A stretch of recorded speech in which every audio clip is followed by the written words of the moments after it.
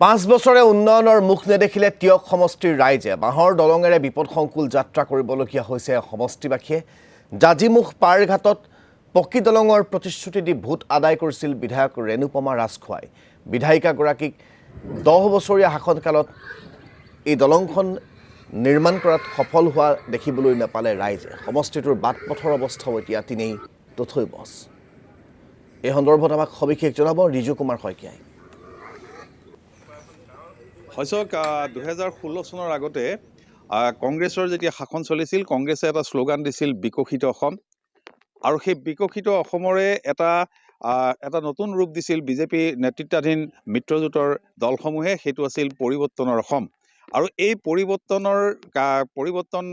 সাধৰ লক্ষ্যৰে 2016 চনত তেওঁলোকে ভোটাৰ ৰাইজৰ কাষলৈ আহিছিল আৰু পৰিৱৰ্তন সাধন কৰাৰ প্ৰতিশ্ৰুতি প্ৰদান কৰিছিল কিন্তু সেই প্ৰতিশ্ৰুতি যে এতিয়া অৰণ্য ৰোদনত পৰিণত হ'ল তাৰ জ্বলন্ত প্ৰমাণ পূৰ্বৰ টিয়ক বিধানসভা সমষ্টিৰ আৰু বৰ্তমানৰ সেই টিয়ক বিধানসভা সমষ্টিৰ অন্তৰ্গত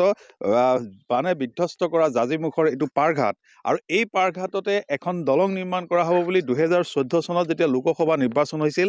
লোকসভা নিৰ্বাচনৰ প্ৰাকখনত বিজেপি নেতৃত্বাধীন যিসকল নেতা আছিল প্ৰাৰ্থী আছিল তেওঁলোকে কৈছিল যে ইয়াত সুদীৰ্ঘদিন স্বাধীনতাৰ সুদীৰ্ঘদিনৰ পিছতো এখন স্থায়ী দলং নহ'ল সেইবাবে 2014 চনত প্ৰতিশ্ৰুতি প্ৰদান কৰিছিল যে জাজিমুখৰ পাৰঘাটত এখন স্থায়ী দলং নিৰ্মাণ কৰা হ'ব কিন্তু কাৰ্যত দেখা গ'ল 2014 চনৰ লোকসভা নিৰ্বাচনৰ পাছত তিনিটাকৈ নিৰ্বাচন অনুষ্ঠিত হৈ গ'ল লোকসভাৰ আৰু দুটাকৈ বিধানসভাৰ নিৰ্বাচন অনুষ্ঠিত হোৱাৰ পাছতো বিজেপি নেতৃত্বাধীন মিত্ৰজোঁটৰ NDA চৰকাৰে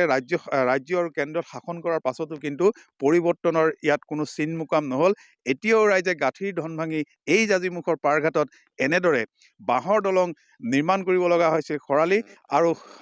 বাৰিষা হোৱাৰ লগে লগে টুলুঙা নাওৰে মোৰ সহযোগীয়ে দেখুৱাইছে সেই টুলুঙা নাওসমূহে ইপাৰ সিপাৰ হয় চিকিৎসালয়লৈ যাব লগা ৰোগী বিদ্যালয়লৈ যাব লগা যিসকল ছাত্ৰ ছাত্ৰীসকলে এক যন্ত্ৰণাদায়ক এক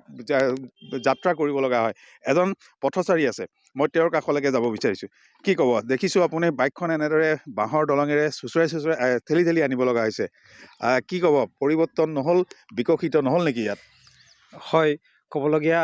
আমাৰ বহুতেই আছে আমাৰ মিচিং ৰাইজৰ এটা বহুত ইয়াত মিচিং ৰাইজৰ ইয়াত গাঁও প্লাৱিত হৈ ইয়াত আছে মই অৱশ্যে তিতাবৰ বৰখোলাৰ পৰা আহিছোঁ ইয়াত মই ইহঁতৰ দহা কালি আছিলে এই দহাৰ ইয়াত আলহী হিচাপে ইয়াত আহিছিলোঁ যিটো ৰাস্তাৰ অৱস্থা আৰু দলংখনৰ বহুত ভয়ে এই গাড়ীখন মই পাৰ কৰাইছোঁ মই আগতো আহিছোঁ আগৰ পৰা ইয়াতে জৰাজীৰ্ণ পৰিৱৰ্তন মই একো ইয়াত দেখা নাই আৰু এই পৰিৱৰ্তন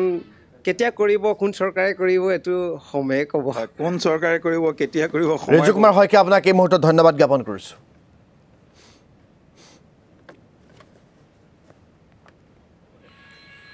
শুনিছা নাই